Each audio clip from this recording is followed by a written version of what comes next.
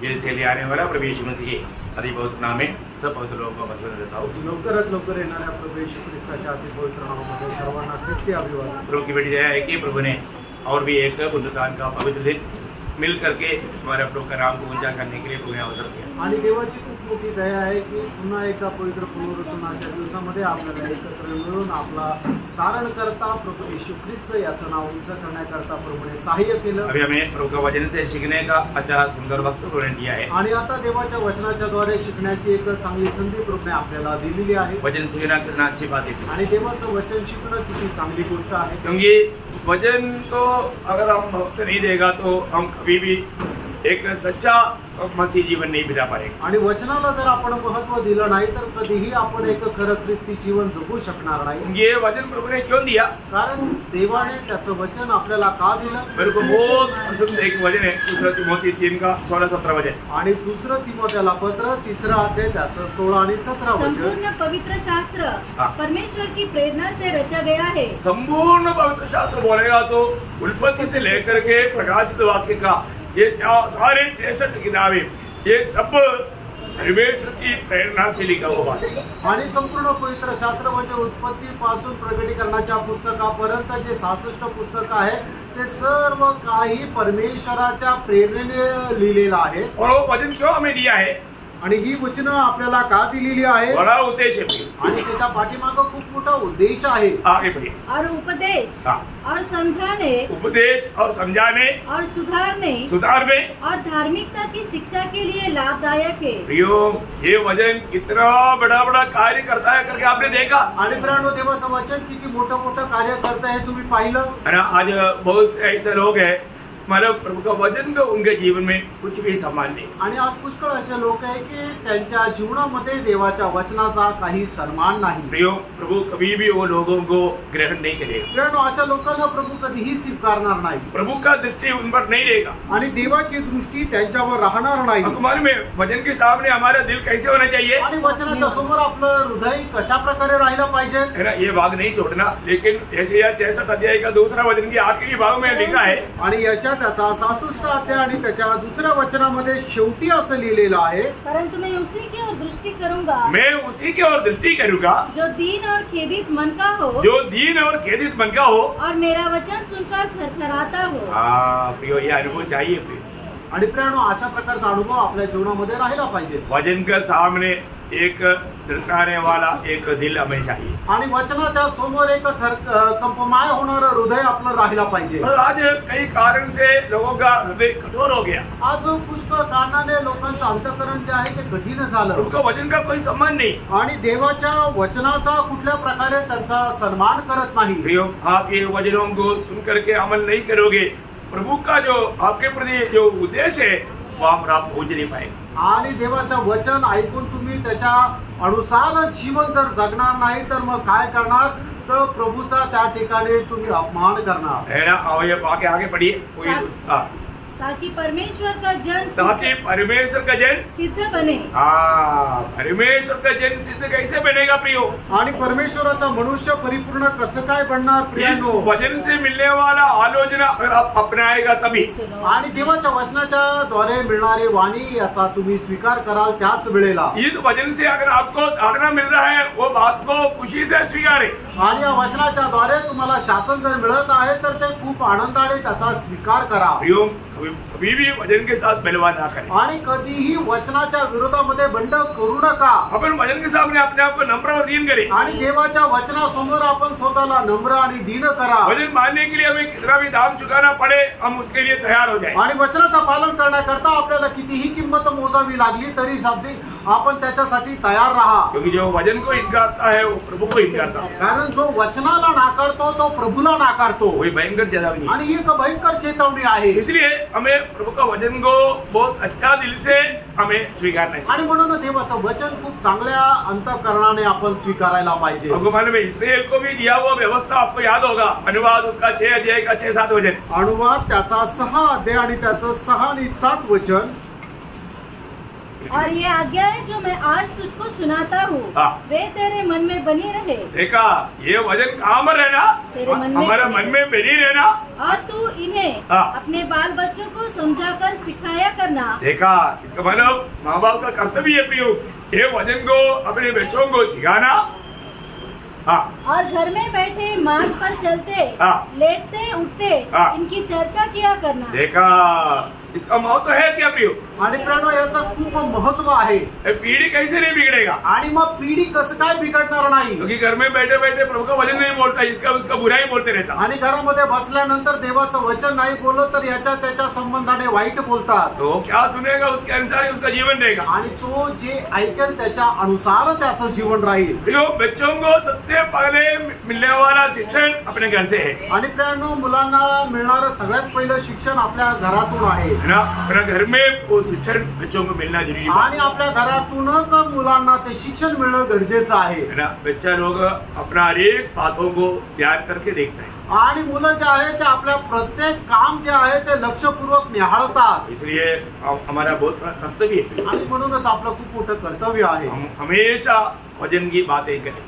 आणि नेहमी आपण वचनाच्या द्वारे बोलावं। तो पिछले दिनों में हम लोग प्रभु का वचन से परमेश्वर ने नियुक्त किया हुआ उस पुरुष का बारे में ध्यान दे रहा था। आणि मागील दिवसामध्ये देवाने नेमलेल्या त्या पुरुषा संबंधाने आपण मनन करत होतो। हमने देखा जब पौलुस जहाँ पर मौका मिला वहां पर सब उस पुरुष को ऊंचा करके दिखाता था। आणि आपण पाहिलं की ज्या ज्या ठिकाणी प्रेषित पौलाला संधी मिळत होती त्या त्या ठिकाणी त्या पुरुषाला उंच करत प्रेषित पौल घोषणा करत असे। मतलब वो कौन है? वो सृष्टिकर्ता परमेश्वर है करके पौलुस ने बहुत अच्छी रीति में माना उसको समझाया। आणि तो सृष्टिकर्ता परमेश्वर या गोष्टीचं प्रमाण देत पौलाने संदेश दिले। और दूसरा बात हम देख रहा था लेकिन समय नहीं मिला, इसलिए अधूरा बन गया। आणि दुसरी गोष्ट आपण पाहत होतो पण वेळ पूर्ण मिळाला नाही म्हणून ते अपूर्ण राहिलं। क्योंकि यीशु मसीह में ही हम संपूर्ण रीति में ईश्वरत्व को देख सकता। आणि येशू ख्रिस्तामध्ये संपूर्णरित्या आपण ईश्वरत्वाला पाहू शकतो। क्योंकि वो परमेश्वर को प्रकट करने वाला पात्र है कारण तो देवाला प्रकट करणारा एक पात्र आहे। है ना? उधर के लोग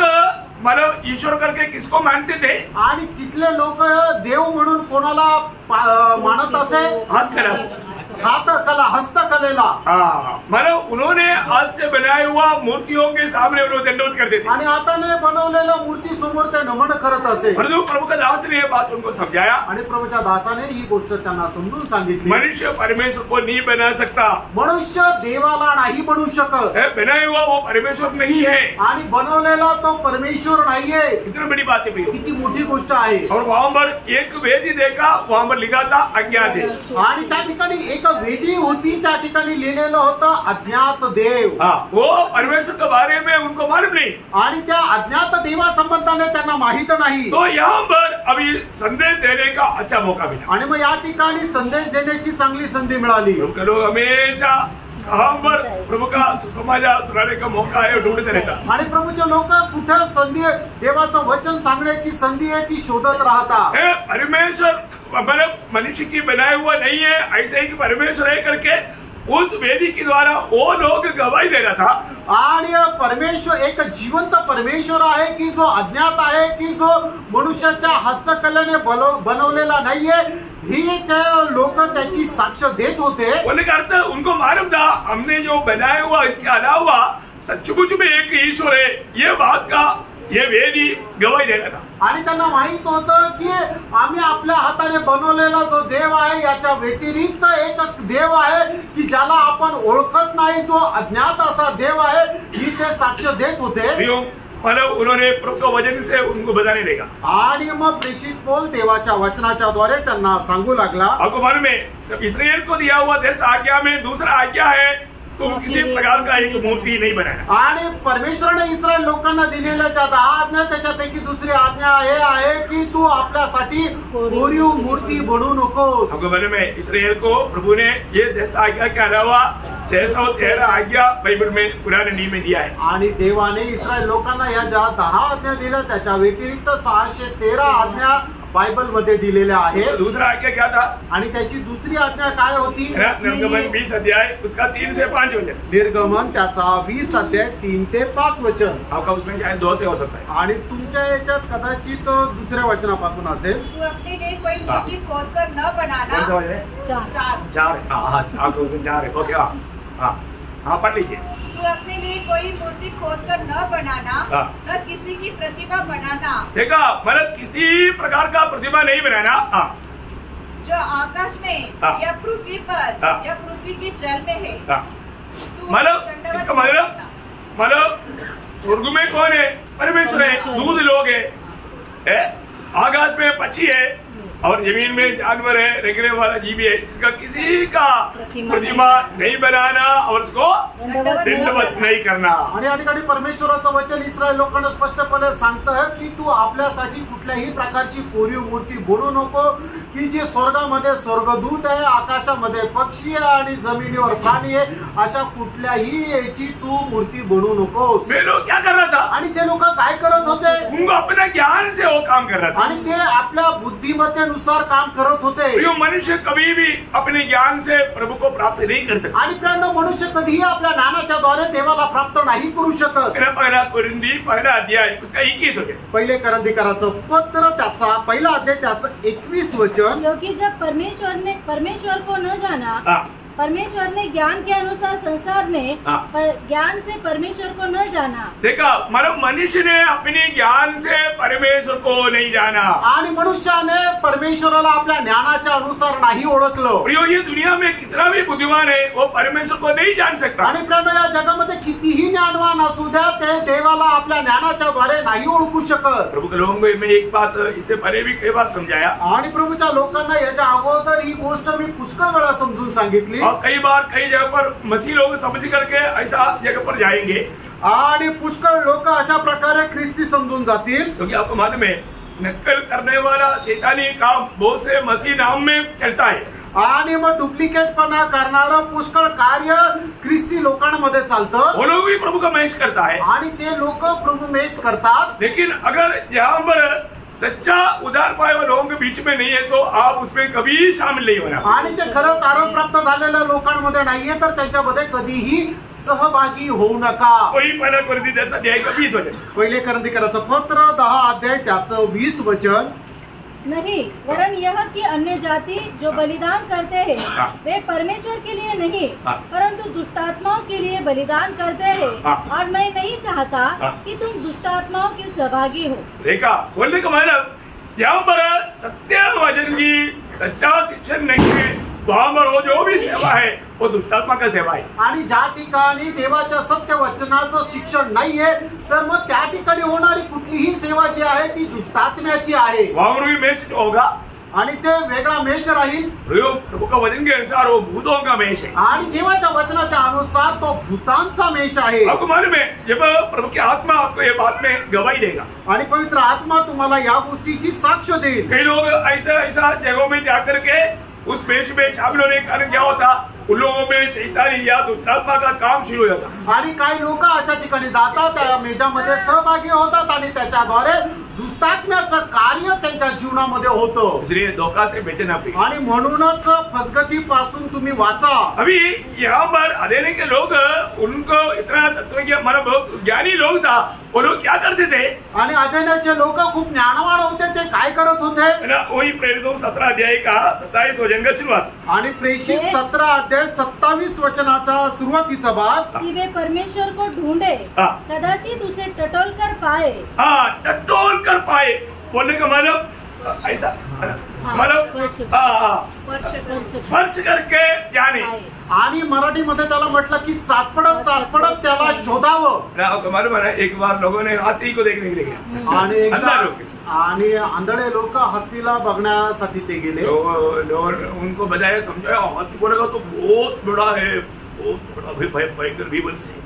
आणि मग त्या लोकांना सांगण्यात आलं होतं की हत्ती जो आहे तो महाकाय असा प्राणी आहे। तो अंदर हो गया आणि मग आंधळे लोक गेले। आपको सबको मालूम, तुम्हाला सर्वांना ही गोष्ट माहिती आहे। कोई अंदर जाकर के उसका पाव पकड़ा आणि एका आंधळ्याने जाऊन त्याच्या पायाला असा स्पर्श केला। तो चिल्लाकर बोला आणि तो ओरडून असा म्हटला, अरे हाथी तो खंबा जैसा है. आणि हत्ती जो आहे तो एका खांबाप्रमाणे आहे. तो खांबाप्रमाणे आहे का? फिर दूसरे ने जाकर के मानो उसका पूंछ को छुआ. आणि दुसऱ्या एका आंधळ्याने जाऊन त्याच्या जो शेपटी आहे त्याला स्पर्श केला. वो बोला हाथी झाड़ू जैसा है. आणि तो म्हटला की हत्ती जो आहे तो एका झाडूप्रमाणे आहे. और कोई जाकर के उनका वो सिंग मानो सूंड को छुआ. आणि तिसऱ्या आंधळ्याने जाऊन त्याची जी सोंड होती त्या सोंडाला स्पर्श केला. बोला ये कील जैसा है. कील कील. आणि तिसऱ्या आंधळ्याने काय केलं की त्याचे जे मोठे मोठे दात आहे त्या दाताला स्पर्श केला. त्यावेळेला तो म्हटला की हत्ती जो आहे तो खिळ्याप्रमाणे आहे. किसी जाकर के उनका वो मानो सूंड को छुआ. बोला ओस जैसा है. पाइप. आणि मग चौथ्या आंधळ्याने जाऊन त्याच्या जी सोंड होती त्या हत्तीच्या सोंडीला स्पर्श केला. त्यावेळेला तो म्हटला की हत्ती जो एका मोठा पाईपाप्रमाणे आहे. वही जाकर उनका कान को छुआ. बोला कि वो सूप जैसा है. आणि मग एका पाचव्या आंधळ्याने जाऊन त्याच्या कानाला स्पर्श केला. कान जो आहे तो चाटपडला. त्यावेळेला तो म्हटला हत्ती जो आहे तो सुपाप्रमाणे. किसका कहना सही है? बरोबर आहे. हाथी इनमें से किसका कहना सही है? आणि याच्यापैकी कोणाचं म्हणणं बरोबर आहे? सही किसी का भी नहीं. आणि कोणाचंच बरोबर नाही. ऐसा ये लोग मतलब परमेश्वर को अभी आपको मालूम है रशियन साइंटिस्ट जब चंद्रमा में गया उधर जाकर के उन्होंने क्या बोला मालूम है? चंद्रमा में भी प्रभु नहीं. आणि रशियन शास्त्रज्ञ ज्या वेळेला चंद्रावर गेले त्यावेळेला ते काय म्हटले? चंद्रावरही देव नाही. उन्होंने सोचा कि प्रभु चंद्रमा में बैठा है. आणि त्यांना असं वाटलं की देव जो आहे तो चंद्रावर बसलेला आहे. मतलब प्रभु के बारे में उनको ज्ञान नहीं. आणि देवा संबंधाने त्यांना ज्ञान नाही. प्रियो प्रभु का सच्चा ज्ञान देना कितनी बड़ी बात है. प्रियांनो, देवाचं खरं ज्ञान ठेवणं किती चांगलं आहे. हमारे प्रभु कहाँ पर है? आपला प्रभू कुठे आहे? कहीं भी जाओ. हे पण जा. 139 वचन संहिता का 7 से 10 तक वचनों में. आणि स्तोत्र 139 त्याच्या 7 ते 10 वचनामध्ये, मैं तेरी आत्मा से भागकर किधर जाऊं? किधर जाओ? या तेरे सामने से किधर भागूं? यदि मैं आकाश पर चढ़ूं तो तू वही वहाँ है. यदि मैं अपना बिछौना अधोलोक में बिछाऊं तो वहाँ भी तू है. यदि मैं भोर की किरणों पर चढ़कर समुद्र के पार जा बसूं तो वहाँ भी तू अपने हाथ से मेरी अगुवाई करेगा और अपने दाहिने हाथ से मुझे पकड़े रहेगा. यदि मैं कहूँ कि अंधकार में तो मैं छिप जाऊंगा और मेरे चारों ओर का उजियाला रात का अंधेरा हो जाएगा तो भी अंधकार तुझसे न छिपाएगा. रात तो दिन की तुल्य प्रकाश देगी क्योंकि तेरे लिए अंधियारा और उजियाला दोनों एक समान है. बोलने का अर्थ प्रभु का उपस्थिति हम कहीं भी अनुभव कर पाएंगे. आणि याचा अर्थ काय होतो की देवाची जी उपस्थिती ती आपण कुठेही अनुभव करू शकतो. ये लोग ढूंढा उनको मिला नहीं. आणि या लोकांनी शोध केला पण त्यांना नाही मिळाला. उन्होंने पकड़ने के लिए बहुत प्रयास किया आणि त्यांनी पकडण्याचा खूप प्रयत्न केला लेकिन पकड़ में नहीं आए. आणि ते पकडू नाही शकले. प्रभु को हम लोग समझना ये असंभव है. आणि देवाला समजणं आपल्या करता अशक्य आहे. यिर्मयाह में कहा है, यिर्मयाह 23 अध्याय उसका 24 वचन में, यिर्मयाह 23 अध्याय त्याच्या 24 वचनामध्ये, फिर यहोवा की वाणी है, क्या कोई ऐसे गुप्त स्थानों में छिप सकता है कि मैं उसे न देख सकूं? क्या स्वर्ग और पृथ्वी दोनों मुझसे परिपूर्ण नहीं है? देखा बोलेगा तो और आगे मैंने इन भविष्य वक्ताओं की वापस एक बार फिर यहोवा की आवाज, वचनाचा शेवटला भाग, क्या कोई ऐसे गुप्त स्थानों में छिप सकता है कि मैं उसे न देख सकूं?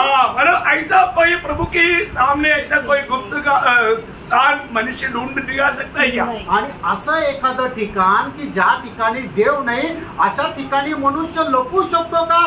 तर नाही लपू शकत. कारण परमेश्वर असं म्हणतो, स्वर्ग आणि पृथ्वी या ठिकाणी सर्व ठिकाणी मी भरलेलो आहे. प्रभु का दृष्टि से कोई भी नहीं छिप सकता. आणि देवाच्या दृष्टीने कोणी लपू नाही शकत. अब ये यहाँ पर क्या कर रहा है शायद हम लोग नहीं देख रहा होगा लेकिन प्रभु देख रहा है. आणि या ठिकाणी आपण काय करत आहे कदाचित आपण नाही बघू शकत पण प्रभु पाहत आहे. आपका हमारे इसलिए बैठा हुआ एक दूसरे को नहीं जान रहा होगा लेकिन प्रभु आपको देख रहा है. आणि या ठिकाणी बसलेला एक मनुष्य दुसऱ्या मनुष्याला नाही समजू शकत, नाही पाहू शकत की तो काय करत आहे, पण प्रभु पाहत आहे. आप दिल में क्या सोच रहे हैं प्रभु जान रहा है. आणि तुमच्या मनामध्ये उठणाऱ्या ज्या कल्पना ज्या आहेत त्या प्रभु जाणत आहे. प्रभु यहाँ पर आया हुआ हर एक लोगों की अवस्था जान करके प्रभु उनसे भी बात कर रहा है. आणि या ठिकाणी आलेल्या प्रत्येकाच्या हृदयाची अवस्था जाणून प्रभु प्रत्येकाशी बोलत आहे. मैं आपको बोलना चाहता हूँ प्रियो, आपको सिर्फ सुनने का कान चाहिए। आणि मी तुम्हाला सांगतो, तुम्हाला फक्त ऐकणारे कान असले पाहिजे। प्रभु जिसको भी यहाँ पर लाया उन हर एक से प्रभु बात करता है। आणि प्रभूने जितक्यांना या ठिकाणी आणलं त्या प्रत्येकाशी प्रभू बोलत आहे।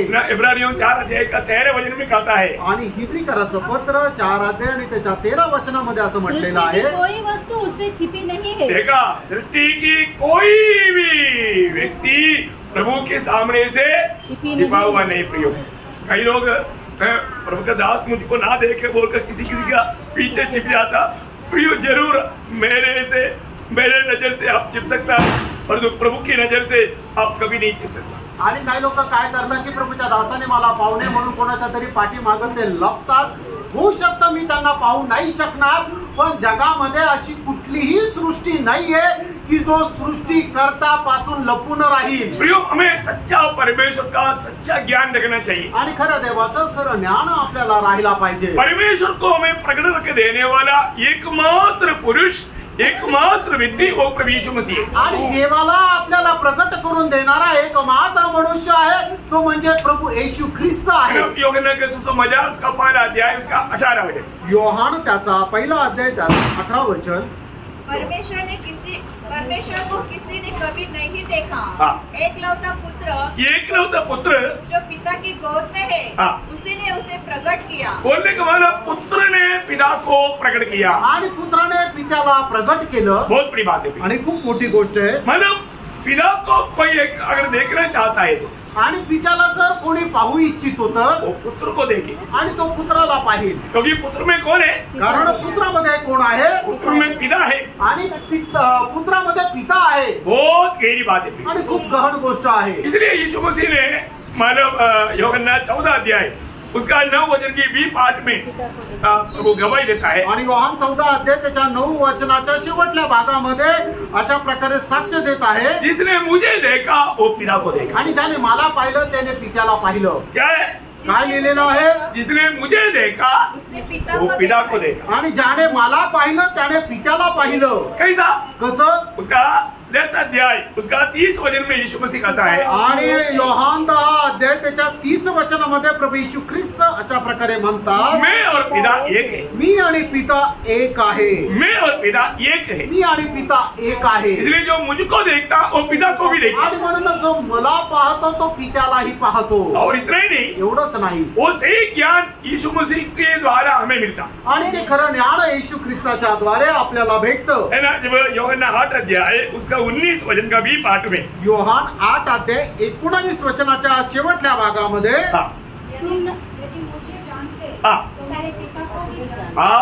देखा, यीशु मसीह को जानने वाला पिता को भी जानेगा। आणि जो कोणी प्रभू येशू ख्रिस्ताला ओळखतो तो पित्यालाही ओळखेल। यीशु मसीह को जाने बिना कोई भी व्यक्ति पिता को नहीं जान सकता। आणि येशू ख्रिस्ताला न ओळखता कुठलाही व्यक्ती पित्याला नाही ओळखू शकणार। अभी एक प्रस्तावना मैं दे रहा हूँ, वो ध्यान से सुनना। आणि एक सूचना मी तुम्हाला देत आहे, ती खूप लक्षपूर्वक ऐका।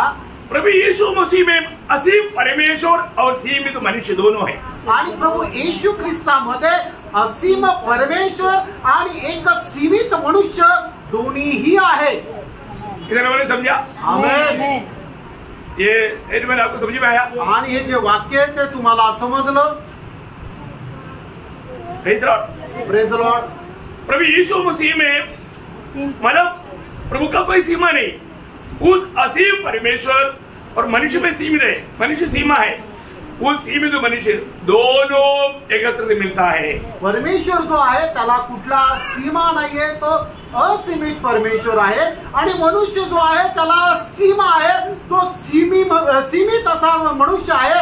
असं दोघंही असीमित परमेश्वर आणि सीमित मनुष्य हे दोघंही प्रभू येशू ख्रिस्तामध्ये राहतात। मतलब ये दोनों मिला हुआ है यीशु मसीह। आणि हे दोघांना मिळून आहे प्रभू येशू ख्रिस्त। यीशु मसीह में संपूर्ण मनुष्य भी है, संपूर्ण यीशु परमेश्वर भी है। आणि येशू ख्रिस्तामध्ये पूर्ण मनुष्य आणि पूर्ण परमेश्वर दोन्हीही आहे। थोड़ा भी उसमें कमी नहीं। या दोघांमध्येही काही कमतरता नाही। यूहन्ना का सुसमाचार पहला अध्याय का पहला वचन। योहान पहिला अध्याय त्याचं पहिलं वचन, आदि में वचन था, हाँ। और वचन परमेश्वर के साथ था, हाँ। और वचन परमेश्वर था। हाँ, ठीक है। ये वचन बोलेगा तो कौन है? आणि हे वचन म्हटलं म्हणजे कोण आहे? प्रभु यीशु मसीह। प्रभू येशू ख्रिस्त। ये कहाँ पर था? आणि तो कुठे होता? पिता के साथ या परमेश्वर के साथ। आणि तो पित्यासोबत म्हणजे परमेश्वरासोबत होता। तो ये वचन क्या था? आणि वचन काय होता? परमेश्वर था। आणि तो परमेश्वर होता। अभी क्या हुआ? आता काय झालं? उसका 14 वचन। त्याचं 14 वचन। वचन देहधारी हुआ हाँ और अनुग्रह और सच्चाई से परिपूर्ण होकर हाँ हमारे बीच में डेरा किया। हाँ, देखिए वचन देहधारी हुआ। आणि वचन देहधारी झालं। बहुत बड़ी बात है। आणि खूप मोठी गोष्ट आहे। वचन देहधारी होने के समय में यीशु मसीह में कौन आया? आणि वचन ज्या वेळेला देहधारी झालं त्या वेळेला येशू ख्रिस्तामध्ये कोण आला?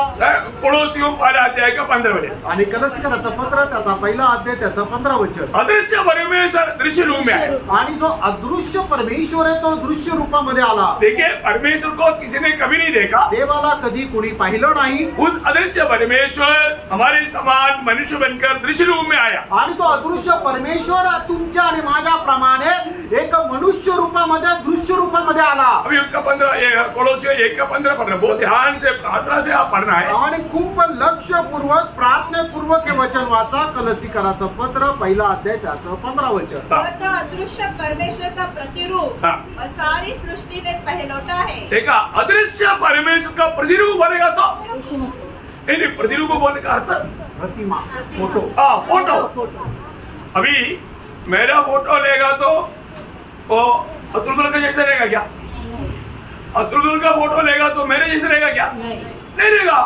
जो है वैसे रहेगा। आणि मग कुठल्याही एका मनुष्याचा फोटो आपण बघितला तर तो दुसऱ्या मनुष्याप्रमाणे नाही राहणार, तर ज्याचा तो फोटो आहे त्याच्याप्रमाणेच तो राहील। तो अभी मानो पिता परमेश्वर का फोटो है यीशु मसीह। आणि पिता परमेश्वराची प्रतिमा आहे तो प्रभू येशू ख्रिस्त। किसी लोग समझा? आमेन। मतलब पिता में पुत्र में थोड़ा भी अंतर नहीं। आणि पित्यामध्ये आणि पुत्रामध्ये थोडाही फरक नाही। और इतना ही नहीं, एवढंच नाही। उसका दूसरा अध्याय के 9 वचन, कोलोसियों 2 का 9। कलसीकराचं पत्र दुसरा अध्याय त्याचं 9 वचन। क्योंकि उसमें ईश्वरत्व की हाँ। सारी पूर्णता सदैव वास करती है। हाँ, देखिए मतलब पिता में जो ईश्वरत्व है, गुण है, वो सारी बात देह रूप में मसीह में वास करता। आणि पिता परमेश्वरामध्ये ईश्वरत्वाचे जे जे गुण आहेत ते सगळ्या प्रकारचे गुण ख्रिस्त येशू मध्ये सदैव वास करतात। अब ये बहुत गंभीर बात है। आणि ही खूप गंभीर गोष्ट आहे। मतलब हमारे जीवन में अभी मैं कुछ खास बात आपको पूछने जा रहा हूँ। आप लोग थोड़ा अलर्ट है, आप मेरी तरफ इसी देखना है। आणि काही गोष्टी मी तुम्हाला आता विचारायला जात आहे। तुम्ही सगळे लोक जागृत राहा, इकडे माझ्याकडे पहा। क्योंकि कभी कभी सवाल पूछना बहुत जरूरी बात है। आणि कधी कधी प्रश्न विचारणं चांगलं आहे। आप लोग कहाँ तक समझ पाया आणि कुठपर्यंत तुम्ही समजू शकले। सिर्फ आज का क्लास से नहीं, आणि आजच्याच क्लासच्या द्वारे नाही, आज तक का क्लास। आतापर्यंत जे शिक्षण दिलं त्या शिक्षणामध्ये अभी मैं सवाल पूछने जा रहा हूँ। आता मी प्रश्न विचारायला जात आहे। मतलब प्रभु यीशु मसीह को मनुष्यत्व में पिता है क्या? मेरा सवाल अच्छी तरह समझना। प्रभु यीशु मसीह को मनुष्यत्व में पिता है क्या? आणि येशू ख्रिस्ताला मनुष्यत्वामध्ये पिता आहे का?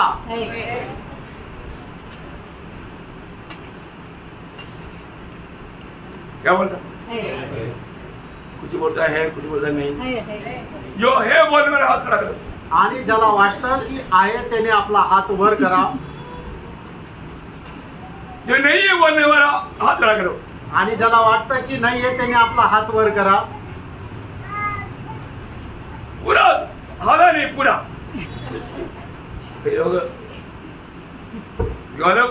ये लोग माइनॉरिटी में है। आणि हे मायनॉरिटी मध्ये आहे। और ये माइनॉरिटी करेक्ट है। आणि ही मायनॉरिटी बरोबर आहे। ध्यान से सुनना, इसलिए मुझे मालूम है मैं आपको सवाल पूछेगा तो आप लोगों का पकड़ा है मैं कितना है मालूम पड़ेगा। आणि तुम्हाला प्रश्न विचारल्यानंतर समजतं की तुमचं जे ख्रिस्ती ज्ञान आहे ते कुठपर्यंत आहे। प्रभु यीशु मसीह को मनुष्यत्व में पिता नहीं है। आणि प्रियांनो येशू ख्रिस्ताला मनुष्यत्वामध्ये पिता नाहीये। तो उसके साथ और भी एक सवाल। आणि मग त्याच्या सोबत अजून एक प्रश्न, यीशु मसीह को मनुष्यत्व में माता है क्या? आणि येशू ख्रिस्ताला मनुष्यत्वामध्ये आई आहे का? दीर्घ 2 शब्द आहे। या ठिकाणी सुद्धा 2 विचार आले। यीशु मसीह को मनुष्यत्व में माँ नहीं है ऐसा बोलने वाले हाथ खड़ा करो। समझ सकते हैं लोग? येशू ख्रिस्त जो मनुष्य रूपामध्ये आहे त्याला आई आहे का?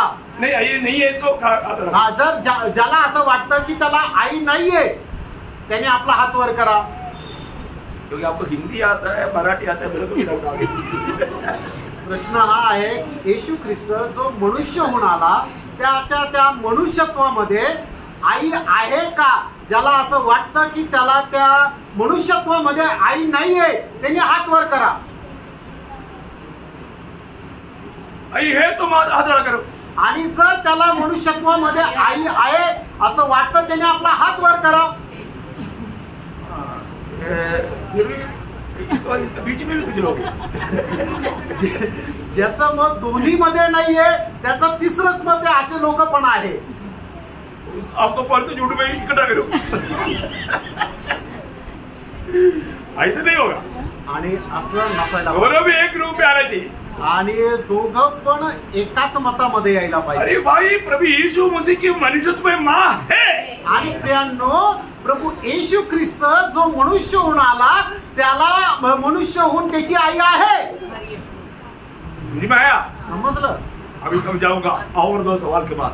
आणि आता समजून सांगेल अजून पुढच्या 2 प्रश्नांना। देखो अभी सब लोग ये अच्छी तरह जानना प्रिय, आप लोग इतना दिन का बसी जीवन पे आप लोग इतना भी नहीं पहचान पाया तो क्या बताओगे आपको? आणि ख्रिस्ती जीवनामध्ये एवढं पण जर तुम्ही नाही ओळखू शकले तर मग काय उपयोग? अच्छा अभी मेरा तीसरा सवाल।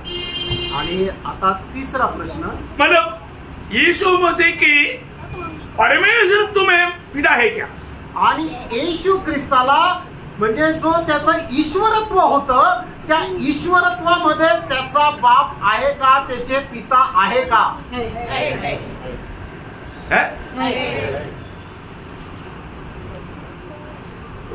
कोई नहीं बोला। कोणाला वाटतं की येशू ख्रिस्त जे ईश्वरत्वामध्ये आहे त्याचे ईश्वरत्वामध्ये पिता नाहीये असं किती लोकांना वाटतं?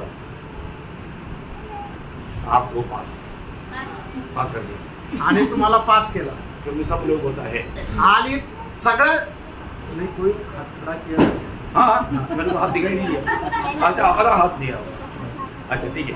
तो प्रियो यीशु मसीह को ईश्वरत्व में पिता है आणि येशू ख्रिस्ताला ईश्वरत्वामध्ये पिता आहे। और 4वां सवाल आणि 4था प्रश्न यीशु मसीह को ईश्वरत्व में माता है क्या? आणि येशू ख्रिस्ताला ईश्वरत्वामध्ये आई आहे का? हाँ अभी आप लोग पास हो गए आणि आता तुम्ही पास झाले क्योंकि आप लोग आके आ गया। आणि आता तुम्हाला अक्कल आली।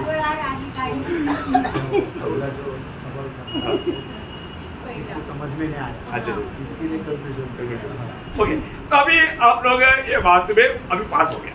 आता तुम्हाला चांगल्या प्रकारे समजलं। ठीक है। परंतु बहुत मसीह लोग मरियम को मतलब यीशु मसीह की ईश्वरत्व का मादा करके मानता है, ये एब्सोल्युटली 0 हेल्थ गलत है। आणि पुष्कळ लोक मरियमला प्रभू येशू ख्रिस्ताच्या ईश्वरत्वाची आई समजतात, हे एकदम खोटं आहे। रोमन कैथोलिक लोग ऐसा बोलता है आणि रोमन कॅथलिक लोक असंच म्हणतात। आप लोग बहुत अच्छा तरह समझ में आ रहा है ना? आणि चांगल्या प्रकारे तुम्हाला आता समजलं ना? अभी प्रभु यीशु मसीह के जन्म के समय की बात है, 1-2 शब्द आपको बोलना पड़ेगा ना। आणि येशू ख्रिस्ताच्या जन्माच्या वेळेचे 1-2 शब्द तुम्हाला सांगावं लागतील। मतलब जब आप मत्ती के सुसमाचार जब पढ़ेगा आणि ज्या वेळेला मत्ते रचित सुसमाचार आपण वाचू सोयांसो ने सोयांसो जन्माया, सोयांसो ने सोयांसो को जन्माया, ऐसे बोलते बोलते बोलते आते वक्त आणि मग अमुक अमुक व्यक्तीने तमुक तमुकला जन्म दिला, मग तमुक तमुकने अजून कोणाला जन्म दिला आणि मग त्याने अजून एकाला जन्म दिला, असं आपण पिढी बघतो। ऐसे आते वक्त उसका 16 वचन पढ़ना क्योंकि पूरा इतना वचन पढ़ने के लिए टाइम नहीं। आणि मग असं आपण पाहतो मध्ये त्याचा पहिला अध्याय त्याचं 16 वचन याकूब से यूसुफ उत्पन्न हुआ। मतलब याकूब से यूसुफ उत्पन्न हुआ। यूसुफ बोलेगा तो मरियम का पति है? मरियम का पति था। हाँ जो मरियम का पति था और मरियम से यीशु जो मसीह कहलाता है उत्पन्न हुआ। समझ में आया? आमेन। योसेफ से उत्पन्न नहीं हुआ। आणि मग येशू ख्रिस्त योसेफापासून नाही झाला। योसेफ कहाँ से उत्पन्न हुआ वो बात लिखा है। आणि योसेफ कुठून उत्पन्न झाला ते लिहिलंय। परंतु यहाँ पर यूसुफ का पत्नी मरियम से यीशु मसीह उत्पन्न हुआ। आणि या ठिकाणी योसेफाची बायको मरियम हिच्याद्वारे प्रभू येशू ख्रिस्ताचा जन्म झाला। क्या समझा? आमेन। समझ में आया? आता लक्षात आला असेल। अरे वो जो रूढ़ी परंपरा, वो रूढ़ी जो वो पढ़कर आएगा, वो रूढ़ी में यूसुफ के द्वारा यीशु जन्मा करके आना चाहिए, परंतु ऐसा नहीं आया। आणि प्रभू येशू ख्रिस्ताची जी पिढी आहे त्या पिढीमध्ये कोणाचा जन्म कोणाच्या द्वारे झाला हे लिहित आलं तर याकोबाच्या द्वारे योसेफाचा जन्म झाला, पण प्रभू येशू ख्रिस्ताचा जन्म हा योसेफाच्या द्वारे झाला असं नाही लिहिलं, तर योसेफाची बायको मरियम हिच्या द्वारे तो जन्मला। समझ में आया? सबको समझ में आया? सगळ्यांना लक्षात आलं ना? नहीं तो आप घर में जाकर के वो भाग पढ़ना। नाही तर मग घरी जाऊन तुम्ही तो पूर्ण भाग वाचा 1 ते 16 वचन। मतलब अभी आपको मालूम है, अब अगर आपको अभी जानना है तो भी अब उसका 14 वचन से पढ़ना। 14 वचनापासून पुढे वाचा। मत्ते त्याचा पहिला अध्याय 14 वचनापासून। अजोर से सदोक उत्पन्न हुआ, सदोक से अकीम उत्पन्न हुआ। देखा, एक एक उनसे मतलब किससे उत्पन्न हुआ करके बोलता है। आगे इलेईद से इलियाजर उत्पन्न हुआ, देखा, इलियाजर से मत्तान उत्पन्न हुआ, मतलब एक एक से उत्पन्न हुआ। और मत्तान से याकूब उत्पन्न हुआ। देखा, मत्तान से याकूब उत्पन्न हुआ, याकूब से यूसुफ उत्पन्न हुआ, याकूब से यूसुफ उत्पन्न हुआ, जो मरियम का पति था। मरियम का पति यूसुफ उत्पन्न हुआ। और तू मरियम यूसुफ से उत्पन्न हुआ करके वहां पर लिखा है क्या? नहीं लिखा। मरियम से हुआ, यूसुफ से हुआ करके नहीं लिखा। समझ में आया? अभी आप तो प्रार्थना के साथ आत्मा में समझेगा आराम से, आणि प्रार्थनेपूर्वक आत्म्यामध्ये राहिलं तर तुम्हाला आरामशीर समजेल। सिंपल बात है आणि सरळ गोष्ट आहे। प्रियो, तो इसका मतलब यीशु मसीह का जन्म यूसुफ से नहीं हुआ, वो पवित्र आत्मा से हुआ। आणि येशू ख्रिस्ताचा जन्म जो आहे तो योसेफाच्या द्वारे नाही झाला तर पवित्र आत्म्याच्या द्वारे झाला। उसका मत 16 अध्याय का 16 वचन। मत्ते 16 अध्याय 16 वचन। Lord Jesus. शमौन पतरस ने उत्तर दिया, तू जीवित परमेश्वर का पुत्र मसीह है। यीशु मसीह कौन है? आणि येशू ख्रिस्त कोण आहे? जीवित परमेश्वर का पुत्र है, आणि जिवंत देवाचा तो पुत्र आहे। योसेफ का पुत्र नहीं, आणि तो योसेफाचा पुत्र नाही आहे। जीवित परमेश्वर का पुत्र आणि जिवंत देवाचा तो पुत्र आहे। उसका 20 वचन पढ़ना। आणि त्याचं 20 वचन वाचा। तब उसने चेलों को चिताया कि किसी से न कहना कि मैं मसीह हूँ। मैं मसीह हूँ करके किसी को नहीं बोलना। आणि मी ख्रिस्त आहे हे कोणाला सांगू नका। लूका 1 अध्याय का 35 वचन भी पढ़ना। लूका त्याचा पहिला अध्याय त्याचं 35 वचनही वाचा। स्वर्गदूत ने उसको उत्तर दिया, पवित्र आत्मा तुझ पर उतरेगा और परम प्रधान की सामर्थ तुझ पर छाया करेगी, इसलिए वह पवित्र जो उत्पन्न होने वाला है परमेश्वर का पुत्र कहलाएगा। देखा, यीशु मसीह कौन है? परमेश्वर। वो परमेश्वर का पुत्र है। आणि येशू ख्रिस्त कोण आहे तर तो देवाचा पुत्र आहे। ये एक कितना बड़ी बात है। आणि प्रेम ही किती मोठी गोष्ट आहे। हमें ये बात का सही जानकारी होना बहुत जरूरी बात है। आणि या गोष्टीची योग्य माहिती राहणं गरजेचं आहे। हमें इसकी आराधना करना चाहिए। आपण कोणाची आराधना करायला पाहिजे? अच्छा, परमेश्वर कौन है? आणि परमेश्वर कोण आहे? मतलब परमेश्वर को हम कैसे पहचानेगा? आणि परमेश्वराला आपण कसं ओळखणार? परमेश्वर का पहचान क्या? आणि परमेश्वराची ओळख काय आहे? क्योंकि आजकल क्या हो गया, मनुष्य देव बहुत बढ़ते जा रहा है। आणि आजकाल काय आहे, मनुष्य देव जे आहे ते खूप वाढत आहे। पिछले दिन में एक देव ने बोला, मेरे को बहुत ज्यादा बुखार है, मेरे लिए प्रार्थना करो। मागील दिवसामध्ये एका देवाने असं म्हटलं, मला खूप ताप आलाय, माझ्याकरता प्रार्थना करा। कोण बोल रहा? आणि कोण म्हणत आहे? मनुष्य देव। मनुष्य देव। आखिर में एडमिट हो गए आणि शेवटी ते हॉस्पिटल मध्ये ऍडमिट झाले। डॉक्टर ने इंजेक्शन दे करके ठीक किया आणि डॉक्टरने इंजेक्शन देऊन बरं केलं। प्रियो, परमेश्वर को हम कैसा पहचाने? आणि देवाला आपण कसं काय ओळखणार? अभी कम से कम 4 पहचान होना चाहिए, कम से कम 4 पहचान। आणि कमीत कमी 4 ओळख राहायला पाहिजे। क्या क्या आपको मालूम? आणि ते काय काय आहे ते तुम्हाला ठाऊक आहे? पहली बात, पहिली गोष्ट, वो सर्वशक्तिमान होना चाहिए। आणि तो सर्वशक्तिमान राहायला पाहिजे। अगर एक व्यक्ति को हम परमेश्वर मानना है तो वो सर्वशक्तिमान, मतलब उससे कोई भी कार्य असंभव नहीं होना चाहिए। आणि जर एका व्यक्तीला आपण देव मानायचं तर तो सर्वशक्तिमान राहायला पाहिजे। म्हणजे काय, त्याच्यापासून कुठलीही गोष्ट करायला तो असमर्थ नसायला पाहिजे। दूसरी बात, दुसरी गोष्ट, वो सर्व ज्ञानी होना चाहिए आणि तो सर्व ज्ञानी राहिला पाहिजे। मतलब उसको कोई भी बात का बारे में अज्ञानता नहीं, आणि कुठल्याही गोष्टी संबंधाने तो अज्ञान नसायला पाहिजे। वो सर्व ज्ञानी होना चाहिए आणि तो सर्व ज्ञानी राहिला पाहिजे। और तीसरी बात, आणि तिसरी गोष्ट, वो सर्व व्यापी होना चाहिए आणि तो सर्व व्यापी राहिला पाहिजे। Praise the Lord. Praise the Lord. और चौथी बात, आणि चौथी गोष्ट, वो हमेशा एक सा होना चाहिए। आणि तो नेहमी एक सारखा राहिला पाहिजे। ये चार गुण कम से कम एक व्यक्ति प्रभु है करके अगर बोलता है तो उस व्यक्ति में चाहिए। आणि एक व्यक्ती जर असं म्हणतो की मी प्रभू आहे, तर हे चार गुण त्याच्यामध्ये राहिला पाहिजे। है ना? अगर हम आराधना करने वाला व्यक्ति में ये चार गुण नहीं है तो आराधना का योग्य नहीं। आणि आपण ज्याची आराधना करतो त्याच्यामध्ये जर हे चार गुण नाहीये तर तो आराधना करण्यास योग्य नाही। प्रिय, जो परमेश्वर नहीं है उसकी आराधना ना करे। आणि प्रियानो, जो देव नाहीये त्याची आराधना करू नका। हम परमेश्वर की आराधक बने। आपण देवाचे आराधक व्हा। किस किस की आराधना नहीं करना चाहिए, ये शॉर्ट में बोल करके मैं कदम करूंगा। आणि कोणाची आपण आराधना नाही करायला पाहिजे हे मी थोडक्यात सांगून या ठिकाणी थांबेल। है ना?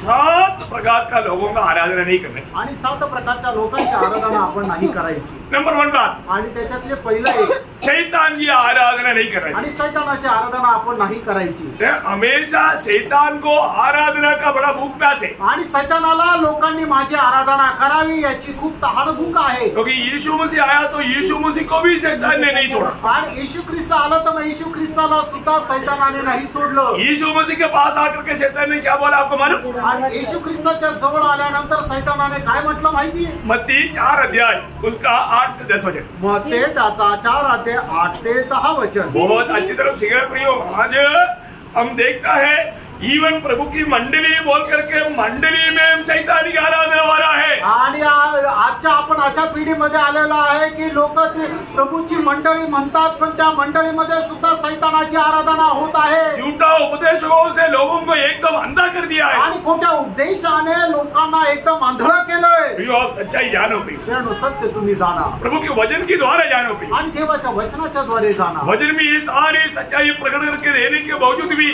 वचन की सच्चाई अगर आपको समझा नहीं तो आप कितना बड़ा धोखे में गिरेगा। आणि देवाच्या वचनाचं सत्य एवढं तुम्हाला प्रकट करून दिलं असताना तुम्ही जर समजलं नाही तर मग केवढ्या मोठ्या फसगतीमध्ये पडाल। आप पढ़िए 4 अध्याय का 8 से 10 वचन। मग ते 4 अध्याय त्याचं 8 ते 10 वचन। फिर इब्लीस ने उसे एक बहुत ऊंचे पहाड़ पर ले गया हाँ। और सारे जगत के राज्य और उसका वैभव दिखाकर उसे कहा, यदि तू गिर कर मुझे प्रणाम करे तो मैं ये सब कुछ तुझे दे दूंगा। देखा, इसको मतलब मुझे प्रणाम करने वाले मेरी आराधना करे तो, आणि जर तुम्हाला आराधना केली तर तब प्रभु ने क्या बोला?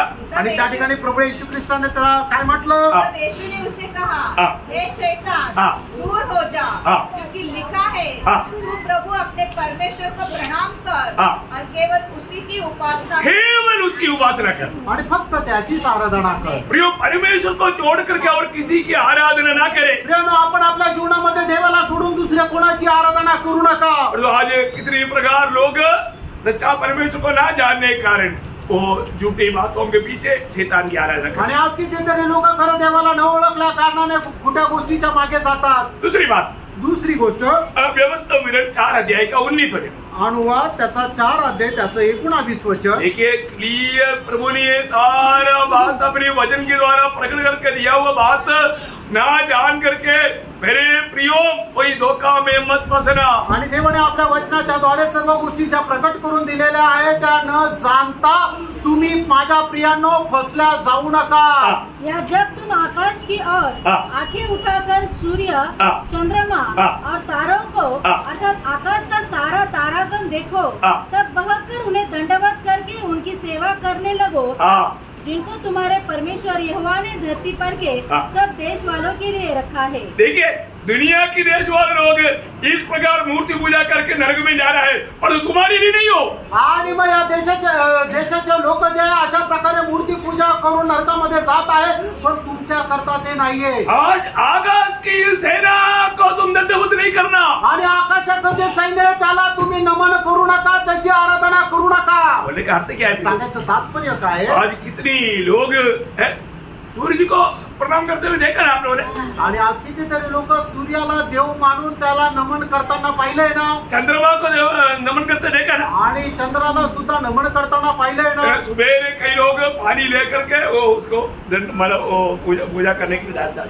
आणि सकाळी उठल्यानंतर लोक पाणी घेऊन पूजा करायला टाकतात. क्योंकि लोग ऐसा गलत कामों में ना गिरे. आणि देवाच्या लोकांनी अशा चुकीच्या कामामध्ये जाऊ नये. और इतना ही नहीं, एवढंच नाही. आपको मालूम है मानो फिलिस्ती लोग किसकी ज्यादा आराधना करता था मालूम है? चूहा. आणि फलिस्ती लोक उंदराची आराधना करायचे. चूहा. अब देखिए उनका ईश्वर चूहा है. आणि त्यांचा जो ईश्वर आहे, देव जो आहे तो उंदीर आहे. घर में आए तो लाठी मार कर भगा देगा. आणि घरामध्ये आलं तर मग काठी मारून त्याला पळून लावतील. पहले शामुएलचे अध्याय 18 वचन. पहिलं शामुएल 6:18.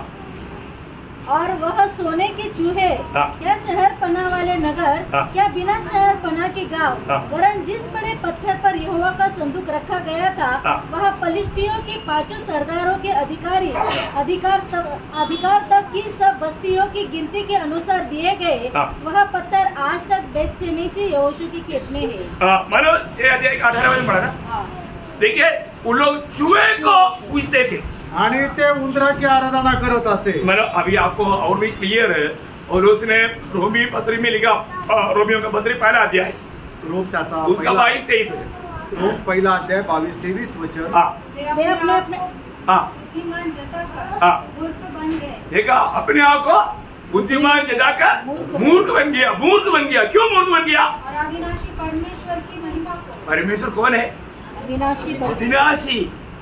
कभी नाश नहीं होने वाला अविनाशी परमेश्वर को, परमेश्वर की महिमा को नाशवान मनुष्य और पक्षियों और चौपायों और रेंगने वाले जंतुओं की मूर्त की समानता में बदल डाला. देखा प्रियो, वो भयंकर अपने आप को धोखा दिया. आणि खूप भयंकर रीतीने त्यांनी स्वतःला धोका दिला. जानवरों को, पक्षियों को, रेंगने वाला जीवियों को ईश्वर बना करके उन्होंने दंडवत करके प्रभु का निंदा किया. आणि जमिनीवर चालणारे प्राणी, सरपटणारे प्राणी आणि आकाशात उडणारे पक्षी यांच्या मूर्त्या बनवून त्यांना आराधना केली. बहुत से लोग अपनी भावना के अनुसार मूर्तियां बनाया. आणि प्रत्येकाने आपापल्या भावनेच्या अनुसार वेगवेगळ्या मूर्त्या बनवल्या. उनके बारे में 115 का 4 से 8 वचन पढ़ा. आणि स्तोत्र 115 त्याचं 4 ते 8 वचन वाचा. जब लोगों की मूर्तें सोने चांदी ही की तो है, वे मनुष्यों के हाथ की बनाई हुई है. उनके मुंह तो रहता है परंतु वे बोल नहीं सकती. मुंह किसने दिया? तोंड कशाकरता दिलं? बोलने के लिए, बोलण्याकरता. उनका ईश्वर कभी बोलता है. आणि त्यांचा देव कधी बोलत नाही. स्तोत्र 115 4 ते 8 वचन. उनके आंखें तो रहती है परंतु वे देख नहीं सकती. बताओ, आंख किसने दिया? आणि डोळे कशाकरता दिले? देखने के लिए दिया ना. आणि बघण्याकरता दिले. जैसे आज भी कई ऐसे लोगों का स्वभाव है. आणि काही लोकांचा असा स्वभाव आहे, देखता है तुम्हें क्या देखते हो तुम्हारी, आणि ते बघतात तरी काय बघतात त्यांना समजत नाही. आगे उनके कान तो रहते हैं परंतु वे सुन नहीं सकते. ये तकरीबन आप लोग में भी कुछ लोग ऐसा ही लगता है. आणि तुमच्यामध्ये सुद्धा काही असे लोक आहे असं वाटतं. कान है परंतु सही रीति में नहीं सुनता. आणि त्यांना कान आहे पण ते योग्य प्रकारे नाही ऐकत. चलो आगे. उनके नाक तो रहती है परंतु वे सूंघ नहीं सकते. बताओ, नाक किसने दिया? नाक कशा करता दिले? श्वास लेने के लिए, श्वास घेण्याकरता. लेकिन नहीं कर सकता. आणि ते नाही घेऊ शकत. उनके हाथ तो रहते हैं परंतु वे स्पर्श नहीं कर सकते. देखा, वो कभी भी यहाँ अंबर रखा वैसे ही रखा है, कभी हाथ बढ़ा करके आपको छुएंगे नहीं. आणि त्यांचं जसं बनवलं ते तसंच ठेवलेलं आहे. कधी ते आपला हात पुढे करून तुम्हाला स्पर्श नाही करू शकत. हो, अभी तक थका नहीं. अजून ते थकले नाही. ऐसा है वैसे खड़ा है. आणि जसे उभे तसेच ते उभे आहेत. और आगे उनके पाँव तो रहते हैं परंतु वे चल नहीं सकते. अच्छा हो गया नहीं तू लाठी से बाहर आणि चांगलं झालं ते चालत नाहीये, नाही तर मग काठी घेऊन मारलं असतं. अगर उसको देखता और वो बोलने के लिए आता और वो हाथ गिरता, वो एक लाठी लेकर तुमको मारता, क्योंकि तुम लोग इतना मूर्ख कैसे बना. आणि मग जर त्याला चालता आलं असतं, त्याचे हात जर हलू शकले असते तर मग तो चालत आला असता आणि हाताने काठी घेऊन मारला असतं आणि म्हटलं असतं, अरे तुम्ही एवढे मूर्ख कस काय की तुम्ही मला देव समजतात. तो ऐसा है कि वो बच गया अभी, लेकिन वो बचा नहीं है, वो मूर्ख है, लज्जित हो जाएगा. आणि मग ते वाचले असं नाहीये तर ते मूर्ख आहे, ते लज्जित होतील. कोई भी प्रकार का मूर्ति को दंडवत नहीं करना. याचा अर्थ काय की कुठल्याही प्रकारच्या मूर्तीला तुम्ही दंडवत नाही करायचं. छठवीं बात, 6वी गोष्ट, मनुष्य को भी दंडवत नहीं करना. आणि कुठल्या मनुष्याची आराधना नाही करायची. प्रेरितों का उसका 10 अध्याय उसका 25-26 प्रेषित त्याचा 10 अध्याय 25-26 वचन. जब पतरस भीतर आ रहा था तो कुरनेलियुस ने उसे भेंट की और उसके पांव पर गिरकर उसे प्रणाम किया, परंतु पतरस ने उसे उठाकर कहा, खड़ा हो, मैं भी तो मनुष्य हूँ. देखा, मैं भी तो मनुष्य हूँ, मतलब मनुष्य को दंडवत नहीं करना आणि मनुष्याची आराधना करू नका. उसके साथ और एक वचन उसी प्रेरितों उसका 14 अध्याय का 13 से 17 वचन. आणि प्रेषित त्याचा 14 अध्याय 13 ते 17 वचन. चूस के उस मंदिर का पुजारी जो उनके नगर में सामने था, बैल और फूलों के हार फाटकों पर लाकर लोगों के साथ बलिदान करना चाहता था, परंतु बरनबास और पौलुस प्रेरित ने जब यह सुना तो अपने कपड़े फाड़े और भीड़ में लपटे और पुकार कर कहने लगे, हे लोगों, तुम क्या कर रहे हो? हम भी तो तुम्हारे समान सुख दुख भोगी मनुष्य है और तुम्हें सुसमाचार सुनाते हैं कि तुम इन व्यर्थ वस्तुओं से इन व्यर्थ बातों से अलग होकर जीवित परमेश्वर की ओर फिरो. जीवित परमेश्वर की आराधना करो. आणि या मर्त्या गोष्टीपासून तुम्ही दूर व्हा आणि जो जिवंत परमेश्वर आहे त्याची आराधना करा. हम लोग कई जगह पर जाने के लिए, पर कई लोग हमारे भी पाव पड़ने के लिए झुकता है.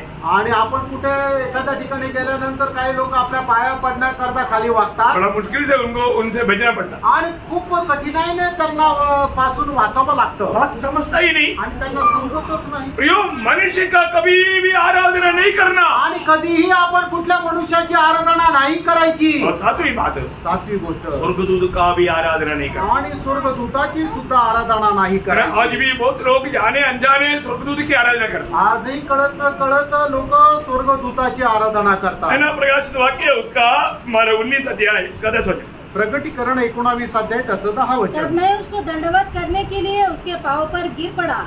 उसने मुझसे कहा, देख, दूध ने यूहन्ना से कहा, आणि स्वर्गदूताने ऐसा मत कर, आणि असं करू नकोस. अभी देखिए उसका 22 अध्याय का 9 वचन. आणि प्रकटीकरण 22 अध्याय त्याचं 9 वचन. और उसने मुझसे कहा, देख, ऐसा मत कर, क्योंकि मैं तेरा और तेरे भाई भविष्यवक्ता हूँ और इस पुस्तक की बातों के मानने वालों का संगी दास हूँ. प्रियो, स्वर्गदूतों की आराधना नहीं करना. आणि स्वर्गदूताची आराधना नाही करायची. स्वर्गदूत भक्तों की सेवकाई के लिए प्रभु ने नियुक्त किया हुआ है. आणि स्वर्गदूत जे आहे ते प्रभूने भक्ताच्या सेवेकरता नेमून ठेवलेले आहे.